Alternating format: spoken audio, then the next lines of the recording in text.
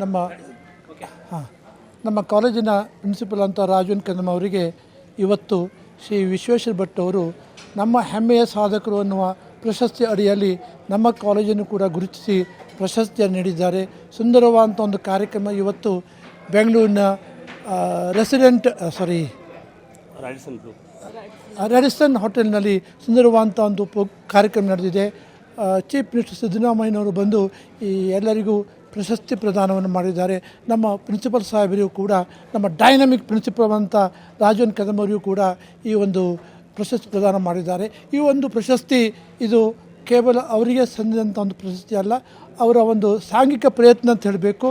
ಈ ಒಂದು ಪ್ರಶಸ್ತಿ ಎಲ್ಲರಿಗೂ ಉತ್ತೇಜನ ಕೊಡುವಂಥ, ಎಲ್ಲರಿಗೂ ಪ್ರೋತ್ಸಾಹಿಸುವಂಥ ಒಂದು ಪ್ರಶಸ್ತಿ ಅಂತ ನಾವು ತೆಗೆದುಕೊಳ್ತೇವೆ. ಹಾಗಾಗಿ ಈ ರಾಜು ಎನ್ ಕದಮ್ ಅವರಿಂದ ಇನ್ನೂ ಹೆಚ್ಚಿನ ಒಂದು ಬೇರೆ ಬೇರೆ ಕೋರ್ಸುಗಳು, ಕೌಶಲ್ಯ ತರಬೇತಿಗಳು ಪ್ರಾರಂಭವಾಗಿ ಹೆಚ್ಚಿನ ಯುವ ಜನತೆಗೆ ಲಾಭವಾಗಲಿ ಅಂತ ನಾನು ಭಗವಂತನಲ್ಲಿ ಪ್ರಾರ್ಥಿಸಿಕೊಳ್ತೇನೆ.